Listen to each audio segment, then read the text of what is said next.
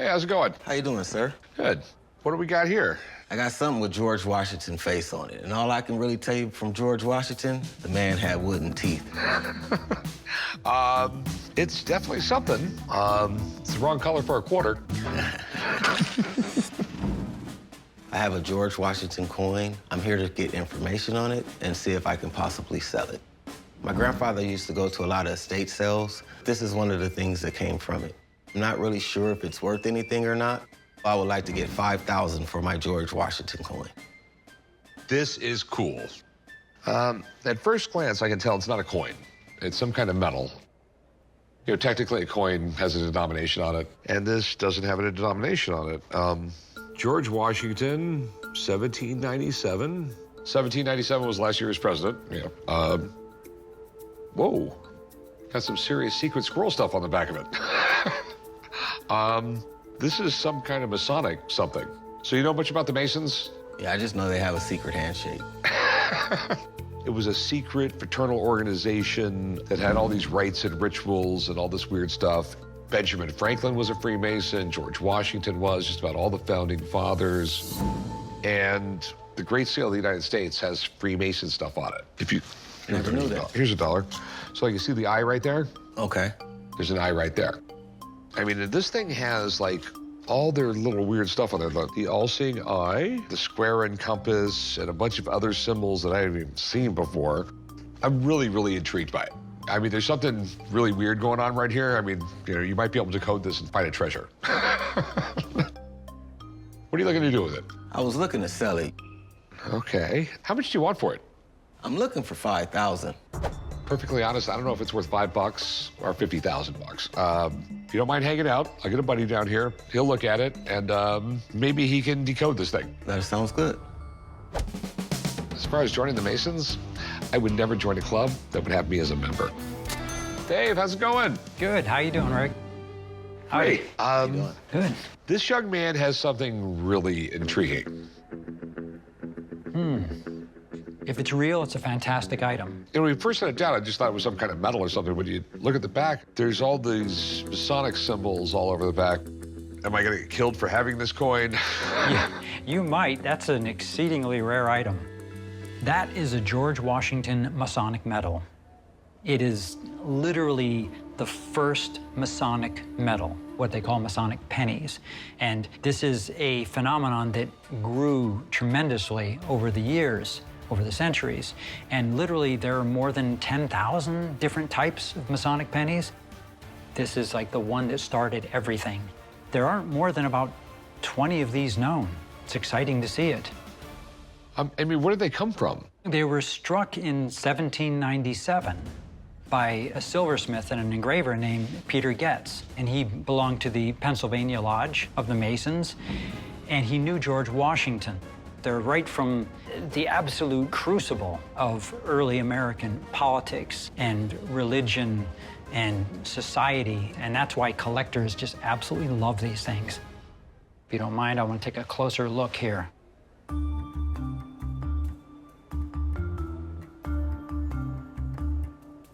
Okay, this is genuine. It's marvelous. Cool. So I got 5,000 reasons to be happy? This thing is worth a lot more than that. That's now you're talking my language. Yes, the universal language. So what do you think it's worth? Well, these things have become a lot more popular over the last decade. Collectors really love anything Washington, and these are so rare. This piece right now, I think certainly is going to be worth about $40,000, maybe a touch more. Hey, now we talking. Yes, it's a big number. Well, thanks, man. I'll let you know if I get it. Okay, congratulations. Appreciate you. Thank you. All right, so, you still want $5 grand? No. I'll give you 20 grand for it. It's kind of a lowball number from what the... It's like this. I mean, I'm gonna have to put it in an auction. I'm not gonna get paid till next year. My money's tied up for a year. Would I take like 21?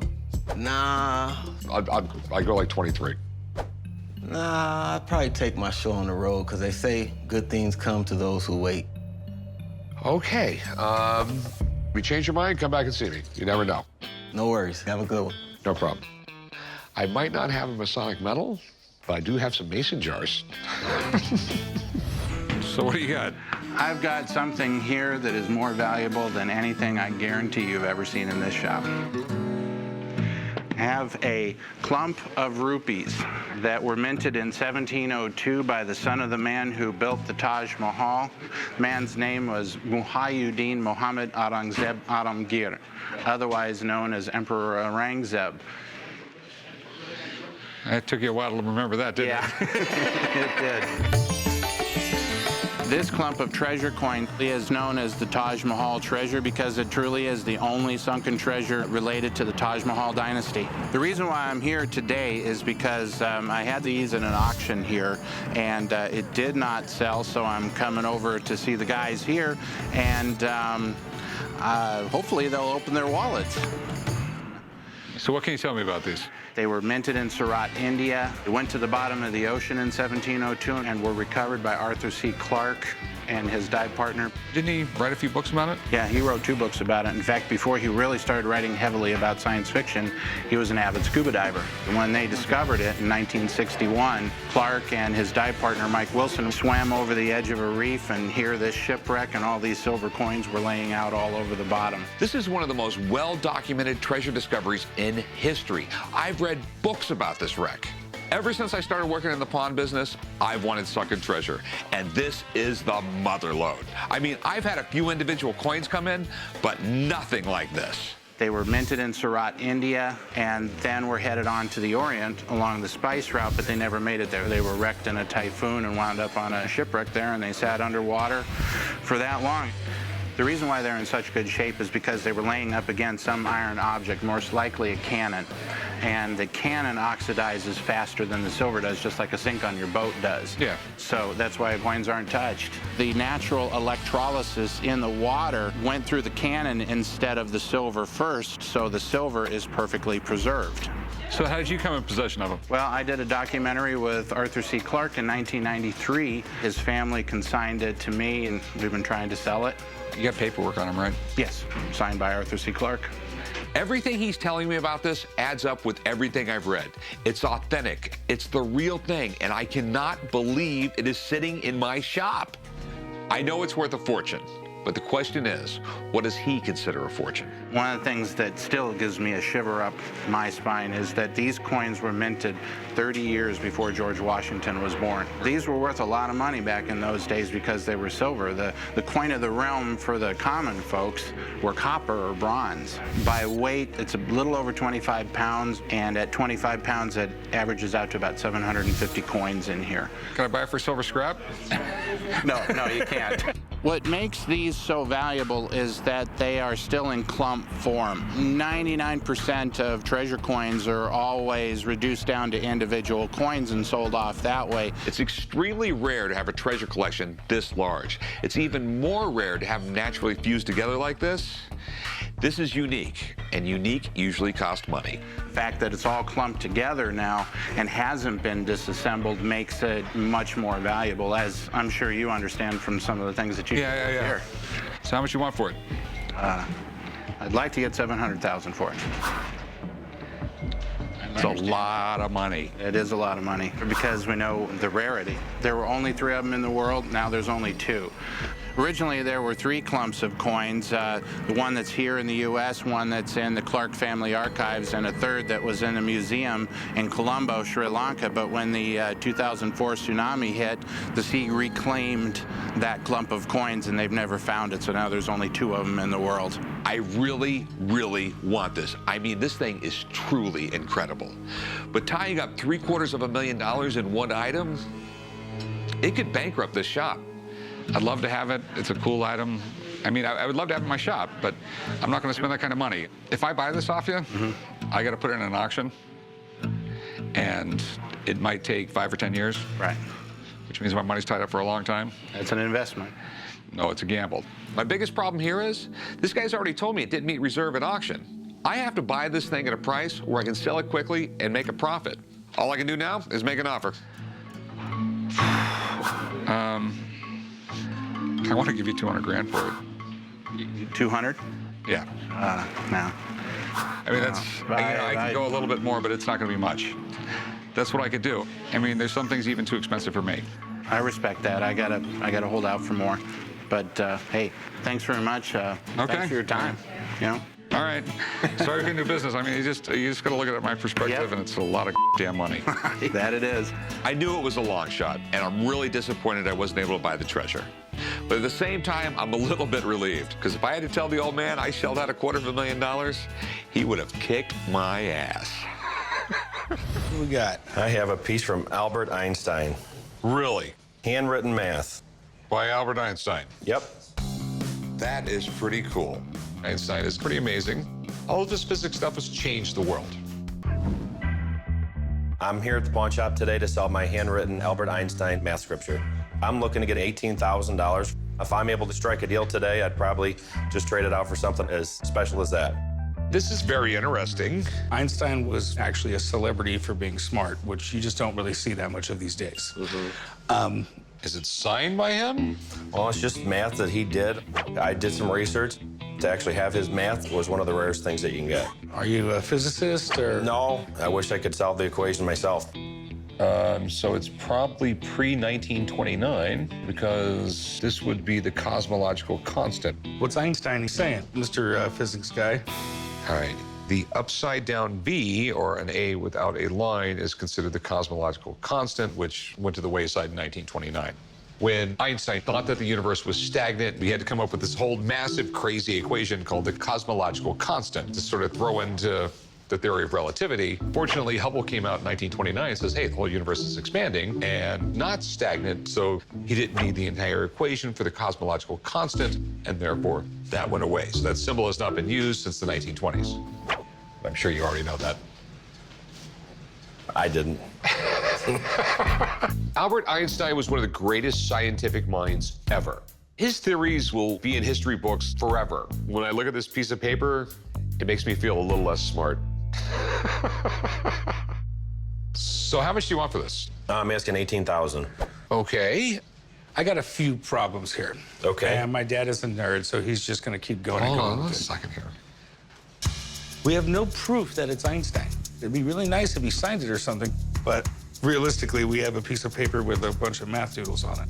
So while he sits there and nerds out on it, do you mind if I have someone come down and take a look at it? No problem. All right, I'll be right back. Thanks. Capital A is amplitude. I gotta look at my symbols. I forget them all.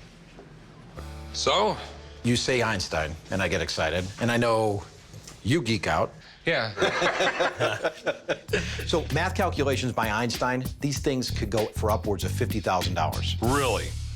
Concerns, first of all. First off, it's not signed by Einstein. Right. You got to figure this much, Rick. He's writing out mathematical equations, not signing autographs, so it would make sense to not have a signature on it. So, is it written by Einstein? What I basically want to do is just kind of go over the ink itself, looking for fountain pen. As we know, fountain pen pre-World War II. After World War II, was a lot of ballpoint pens used, so.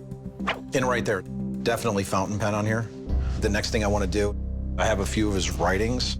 The thing I have to really do is start comparing letter by letter with him. H is always pretty distinctive. And we take a look here, he uses it here and here. He uses it kind of all over the place. The writing matches up. I'm familiar with this type of piece, so I have no problem with it. It's definitely authentic. Great. Okay, sweet. So, big question, what's it worth? The stuff really isn't out there, Rick. You know, it's pretty rare. But based on kind of what I see, the piece itself, I put this value right at about $5,000. Okay. If we knew what this was for, it could be even that much more significant. All right. Cool, man. Good seeing you. The great thing about Einstein, he's just such an iconic legend. We still see his image all the time, and that helps keep his value up. All right, so there's definitely a price difference there. Yeah, big one. But what he's saying is true. We don't know exactly what it says. Well, won't take up any space in the shop. Well, no, it takes up wall space. I just can't throw it in the showcase like that, because you got to frame it up. You got to put a picture of Einstein there, maybe a picture of me next to it. I'd give you $3,000 for it. I mean, that's like the most money that makes sense to me. I can't go that low. There's nothing else on the market that's even close to that price. Literally, the next thing to it that I could even find was ballpark of that $15,000 to $18,000. You couldn't come anywhere near the $14,000 mark? No. 3,000 is what I could do. Obviously, a deal's not going to be made because we're really far apart. I understand. All right. Well, thanks for bringing it in. Thank you. Change your mind, we're always here. Thank you much. All right, so this is it, huh? This is it, 1964 Austin-Healey. Damn, the thing looks like a Hot Wheels. There's no way I could get in this thing with the top on. My head would pop through the roof. Came down to the pawn shop today to sell my 64 Austin-Healey Sprite. It's in very good condition. Maybe just needs a little tune-up, and I just no longer have any use for it. I'm more into the muscle car age. So where'd you get this thing? Well, I had a friend of mine that gave it to me about 10 years ago before he passed away, but I don't fit in this car at all. It's a little small. You think just a little? So it's an Austin-Healey what? 64 Sprite, 4-cylinder, 2 SU carbs. Austin-Healey's are British sports cars that were produced from the 1950s to the 1970s. Some of them are really fast, and some of them actually used to hold land speed records. But more importantly, there's a massive collector's market in the United States for them. There's fan clubs all over the place, and that makes them easy to sell. How does it run? It runs, it seems to need a tune-up. These carburetors are a little tricky, you need to adjust them once in a while. Mind if I start it up? Yeah, go ahead. The windshield's sort of useless. All right, here we go.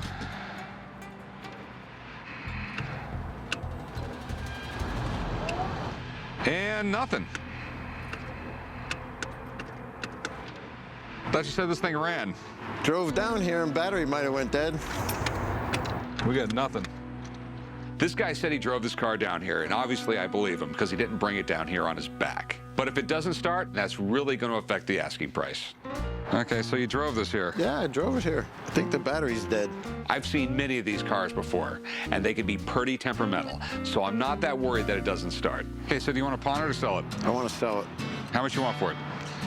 I'd like to get 10 for it. I've seen them go for way more than that. You know what? I mean, they might have a few years ago. I just don't see them bringing that money anymore. You know what, man? I'll give you $4 grand for the thing. It's really hoping to get 10. How about like 9? I mean, $4 grand is really it. Max I can get is maybe 8, 9 grand out of it. Can you go 75? You know, man, I mean, $5 grand is my max, period. You're saying it needs a tune-up, and that's probably all it needs, but I was really hoping to get more. I mean, if you want $5 grand cash, I'll give you $5 grand cash, but that's all I'm gonna do. Cash money, we can talk. All right, $5 grand. Okay. All right, let's go do some paperwork, man. Spending $5 grand isn't ideal, but I know I can come out way ahead if it's a simple fix. So I'm gonna bring it to my buddy Wally over at Rusty Nuts Rods and Customs and see what he can do with it. Hey, Wally. Hey, Rick, how are you? I'm pretty good. All right. So what's the verdict? Unfortunately, I've got some bad news for you, Rick. What's wrong with it? It has spun main bearings, it's rattling. You see that right there? That's a crankshaft. The journals on it are the round sections. Those are completely galded and scored. As soon as you say crankshaft, I got a bad feeling because I know how big of a deal it is to replace the crankshaft. Crankshaft's the heart of the engine on this car. Figured, just tune it up and then, you know, spend $300-400 and sell it for $8 grand. It's not just a tune-up at this point. You're looking at about $6,000 to fix that. We have to rebuild what's here. There's no new engines available. There's nothing we can do. The engine's done. Between me and you, I think you ought to just sell it, wipe your hands clean, and walk away. Okay. All right, well, thanks, Wally. All right. And if you don't mind, just tow it back to the shop. Yeah, we'll get that done. Sometimes it's best just to walk away from a bad deal before it gets worse. But a $5,000 mistake isn't something that washes down well with me, and I'm dreading telling the old man. Hey, Pops, I got some bad news about that Austin-Healey. I don't like bad news. What do you mean you got bad news? It needs a new engine, and we're screwed. What do you mean? I bought it for $5 grand. I thought it was gonna cost like $300 to tune it up and sell it. Wally says it's gonna need like $6 grand to fix it. If it's in good shape, I can get $8 grand out of it. That don't work. I know, so I'm not getting it fixed. I'm just gonna try and sell it like it is, maybe break even, maybe lose a little bit of money. Well, I'm not going to sugarcoat it. I am pissed. When Rick shoots from the hip, sometimes he hits a bullseye. Sometimes he misses the damn target. And that costs us money, and I hate losing money. We all make mistakes. But this mistake shouldn't have happened. I'm 45 years old. I don't give a damn how old you are. If I take and make a mistake here, you're all over my ass. Yes. I just find this hilarious that you're sitting there, I'm 45 years old, I don't have to explain myself to anybody. You cost the store money, man, accept it. I haven't cost the company any money yet. Besides, it's my money. It's our money. Why is it when I spend money, it's our money, but when you do something around here, it's your money? That's the way the cookie crumbles. This right here proves that my dad, as much as he wants to believe he's perfect, ain't perfect. He screwed up on this car. Let's move on to the next one and let it go. You screwed up. End of story. I ain't saying another word. Yeah, okay. Hello, how can I help you? Well, got something here. It's a wee bit heavy. Thought maybe you might shed some light on what that is right there. It's been to museums, it's been to paleontologists. No one seems to know what it is. Okay. Some are even saying something ET. So who knows? It's a mystery. You know, it could be a petrified spaceship. I think this rock is really cool because it's just so unusual. I mean, people look at it and they're drawn to it, and everybody just seems to say they don't know what that is. I don't really have a price. I'm hoping for great things for the rock, you know? Who knows? So where did you get it? Well, it came from southern Utah. I was just out hiking on my property, kind of in a sandy dirt soil, and there it was. No other rocks like it around it. It's a little different on the bottom, the rock's bottom there. Oh my God. Yeah. Oh, it's even weirder on this side. It weighs about 40 pounds. Okay. It's a really, really odd shape. I don't know what it is. I take my trade very seriously. So it's pretty rare when an item comes into my shop and I don't have some idea what it is. I've had it x-rayed. It's not magnetic. It's not radioactive or anything. I don't know. I mean, it could be something petrified. It's not dinosaur dung. Okay, so you had that checked out. Because it does look like that perfect piece of poo. I'm baffled. Actually took a little piece off right here and sent it to Meteorite Man. And Meteorite Man. yes, And what did he say it was? he said, I have no idea what you have there. Meteorites sell at auction anywhere from 25 cents to $25 a gram. This thing is over 40 pounds. I mean, you do the math. If this thing is from space, we could be talking hundreds of thousands of dollars. You know the difference between a meteorite and a meteor, right? I don't. If it actually lands on the ground, it's a meteorite. If it burns up in the sky, it's a meteor. Okay, Yeah, it's one thing I remember from 3rd grade. very good. Let's see if we can find out what it is. I will call the smartest guy I know, and if he doesn't know, it's extraterrestrial. It still remains the mystery rock. He can at least set us in the right direction. Okay. All right, I'll Let's be right do it. back. Okay. So far, a lot of specialized people have seen it, and they don't seem to know. So I'm excited to see what this guy is going to say. What the hell is it? Do you mind if I pick it up, take a look Please at do. it? Yeah. She got it in southern Utah, right? Okay. Oh, now that's interesting. Very nice. Well, I know exactly what this is.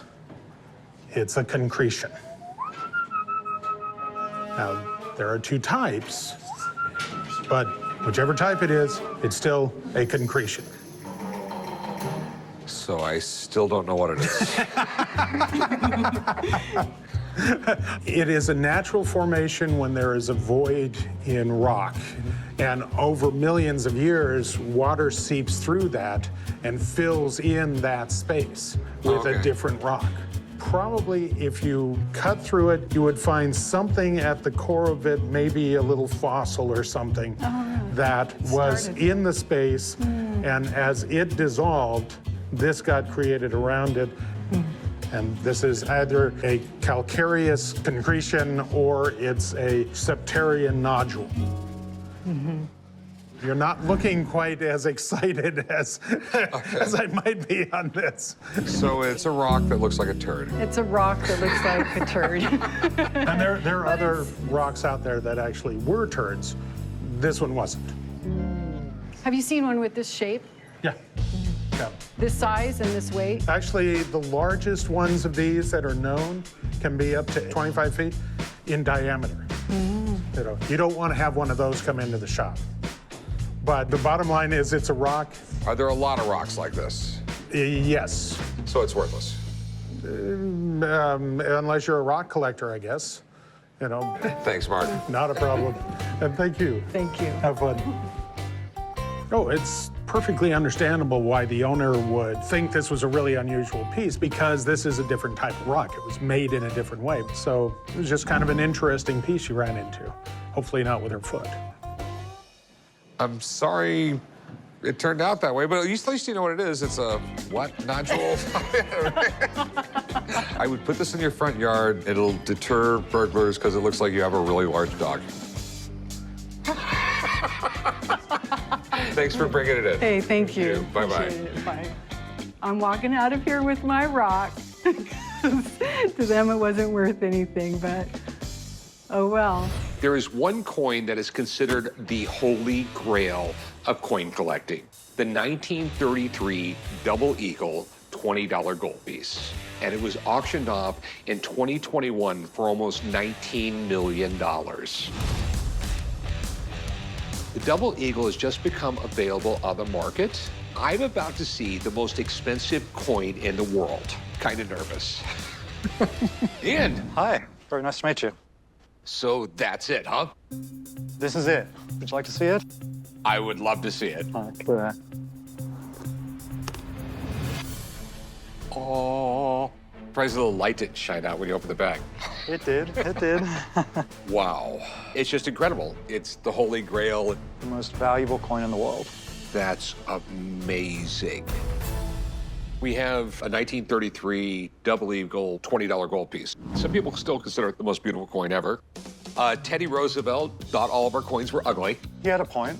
He wanted the best. He wanted the best design of a coin. Okay. And there was an artist, Augustus St. Gaudens. In 1907, he designed, literally considered one of the most beautiful coins ever made. It's funny that one Roosevelt had this coin designed and the other Roosevelt had it taken out of circulation. 1933, FDR becomes president. You know, we're in the Depression. Franklin Roosevelt, he created the Gold Confiscation Act. And basically, with a stroke of a pen, he made it illegal to own large amounts of gold. Said that everyone's got to turn their gold in at the bank and take those gold coins and get paper money. But the Mint did make some of these in 33, but they never issued them. They were supposed to melt them all down, but there were some shady deals done, obviously, at the Mint. A few of them got out in circulation, and originally, if you possessed one of these things, you were going to go to jail because the government said they were all stolen. Yes, the government has taken possession of every coin that's ever come out. This is the only one that they've legalized to be owned. A lot of the times, you know, it's not only rarity, a lot of the times it's the story. The story. I mean, and it's got this crazy James Bond international intrigue. Yes. So what's the exact story with this coin?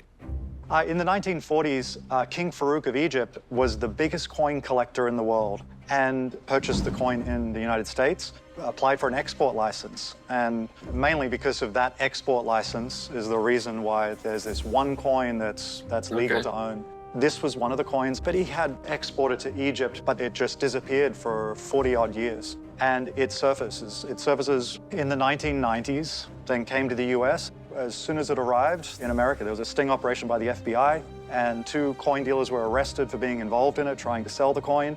And then for many years, there was legal action, and the end result was that the coin was legal to be sold and to be legally owned. It was then auctioned in June 2021 and sold for almost $19 million. And now it's up for sale again, correct? It's up for sale again. So you represent the owner, and the owner would like to sell it? Correct, yes. And how much does he want for it? We're looking for offers over $30 million. Okay. All right. I do have a client who's interested. So I need to give him a call. And I also want, you know, Jeff Garrett. Yes. It's a lot of money, and I want him to look at it. Sure. Okay. So give me a few minutes, get some phone calls, and I will be right back. Okay. Great. So this is the coin. Wow, that's stunning. And we have to verify that the Secret Service and the FBI is not going to be rushing in here any minute now. Right. Well, you know, it's a beautiful, original 1933 double eagle. But the most important thing about this coin is the best story of any coin. It's the most famous coin. There are literally books written about just this one coin. It was against the law to even be in possession of one of these. Yeah, a lot of people don't realize it, but and the coins were never officially released. They made almost 500,000 of them, 450,000, I think, and they were all melted, but a few of them got out. And then in 1944, when they confiscated them from the 5 or 6 people who had the coins, then they really became forbidden fruit because they were illegal to own. It's this coin, the only legal one to own. And, you know, for generations, no one even thought the coin existed. So what do you think? Okay, yeah, let me take a closer look. Coin is, you know, fabulous. It's also in amazing condition. It's MS65, which is gem condition. You know, just basically the way it was made with a few little bag marks. You know, authenticity is off the table. It's definitely for sure real. It's the greatest coin there is. Okay. And he's asking $30 million, which the price is what someone is willing to pay. Well, one of the biggest things that's changed in the last 10 years is how many billionaires and multi-billionaires have started collecting coins. At least one of the collectors, his goal is to have a complete set of U.S. coins. And for anybody who wants a complete set of U.S. coins, they have to have that coin. You know, the thing about this coin, when you have the only one, you can name your price and no one's going to undersell you, so because there's nobody else got one. You got a point there. That's right. Its uniqueness makes it very special. All right. Thanks, Jeff. It was a privilege. Love to seeing it. Good luck, Ian. Oh, well, you know, Jeff said he knew billionaire coin collectors, and I do. Maybe they're the same people, but I just got the one. And he's willing to do $25 million. That includes my small commission, and that's what he's offering. Look, the coin market has increased so much. There's so many new collectors. It is the ultimate trophy, and look, it's a nice offer. I will say, like, anytime there's an 8-figure offer on a coin, it's a nice offer. But unfortunately, I can't get it done at that. It needs to be over $30 million. All right, thank you so much for you letting me take a look at it. Pretty impressive. Okay, yeah. Glad you enjoyed it. Thanks, man. Thank you. All right, there you go. Put it away. See, not my hands. You have it. Thank you. And Thank you. all the luck in the world with it. Great, thanks. Okay. Thanks for looking at it. Have a good one. Cheers. Look, it's a unique item, and I am flexible to a degree, but I do believe that it needs to be over $30 million. Hey, how's it going, man? Pretty good. Got a car outside that I think you might be interested in looking at. All right, I got a lot back there. You just want to pull it around? All right, meet you out there. We've been getting a lot of cars in here lately, and I hope this one's good.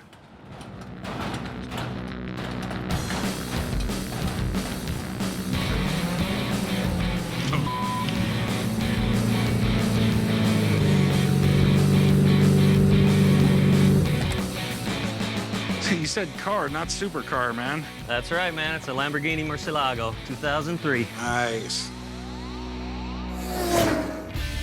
Coming to the pawn shop today to sell my 2003 Lamborghini Murciélago. It's something that I've owned for 2 years, and I really could use the money. I'd love to get $115 out of it, but I could not take less than $100,000. So where'd you get it? I purchased it from the IRS at a federal auction. And just out of curiosity, what do you get this for at the IRS auction? I paid $111 for it. Okay. Do you know why they build them this low? I really don't. The thing with the supercars, these things have so much power and they're so fast. And if they weren't built like this, the thing would lift up in the air and fly. Right. So the entire design of this car is just so wind will push it down. The first Lamborghinis came out in the 1960s. They basically set out to build the world's greatest sports car. And a lot of people will say they definitely succeeded. For some people, owning a Lamborghini can be the ultimate status symbol. All right, so it's a Lamborghini. There's pretty much no frills in here. It's not built for luxury. It's built for speed. No cup holders, no cruise control, just goes fast. Can I check out the motor, man? Absolutely. And That is a thing of beauty, isn't it? That is a 6.2, 580 horse V12. And do you know what top speed is on it? They advertise greater than 205. People don't realize how hard it is to get a car to go 200 miles an hour. There's what, maybe 10 production cars in the world that will do that speed? That's probably about right. As much as I would love to drive it, I don't think I'm gonna fit in a thing. So do you mind if I have my shop mechanic, Johnny, come out here and take it for a test drive? All right. All right, let me go inside and grab it. This is definitely a great looking car, but people aren't gonna shell out the money for a ride like this unless they know it runs as good as it looks. Don't break it, Johnny. We haven't bought it yet.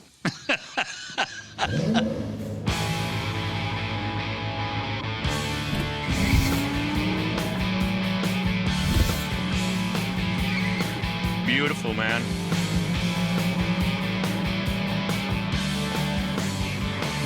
Driving a Lambo is a dream come true. It's nice having big bosses. I know you had fun, but did you actually learn anything? Oh, man, I learned we need to buy this car, man. So, any questions, problems? No, man. Handles like a dream. Engine runs great. All right, buddy. Thanks a lot, man. Thanks, Corey. So what do you want to do with it exactly? I'm looking to sell it. And what are you looking to get out of it? I'd say around 115,000 for it. Shelling out over 100 grand on a car is a huge deal. And if I don't get this right, my dad and the old man are gonna skin me alive. So I've got to be sure on the price. All right, we know it runs well. My question is, what is it really worth? Do you mind if I call somebody else down here to take a look at it? Yeah, that's not a problem. I'd be interested to see what he has to say. Let me make a few phone calls. Sounds good. Normally I have a $10,000 spending limit, but you know what? I just don't care. My dad said we need inventory, so I'm going for it. Danny, what's up, man? What's going on, man? Well, this is it. Need I say more? No, man. She speaks for herself. That's beautiful. The guys usually call me down here if they want me to check out a car or a motorcycle or anything that has an engine. So you're doing this on your own day. It's a pretty big deal. Old man's gonna let you spend that kind of money? Yeah, I'm stepping it up a little bit. Sooner or later, I'm gonna have to take a little control of this place, so. I love it, brother. I'm definitely a Lambo fan.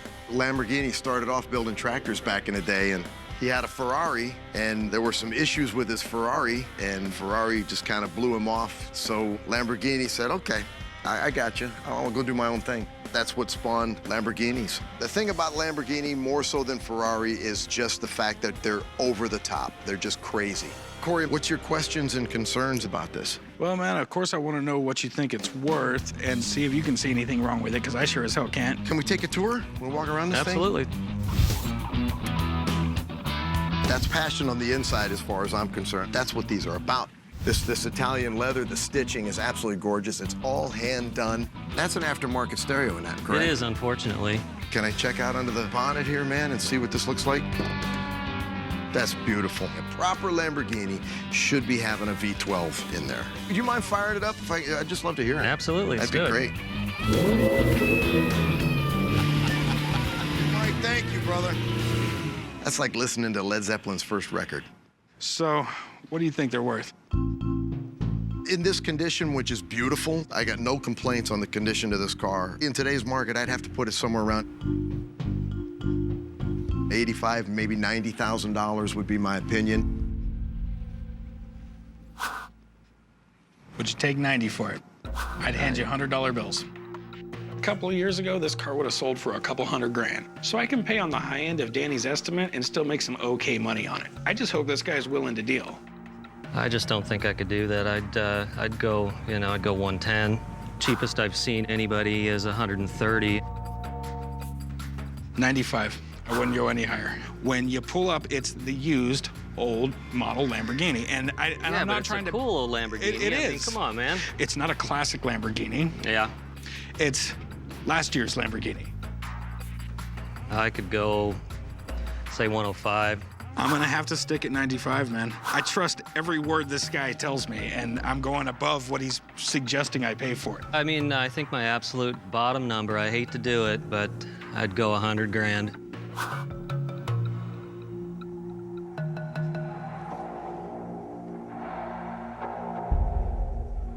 Yeah, I'm staying at 95, man. I could use the money, but, I think I'm gonna have to take it home, put it back in the garage. All right, man, well, I appreciate it. Thank you. It sucked that it was such a small number that kept us apart, but 5 grand is still 5 grand. I've got to make good decisions no matter what comes in the shop.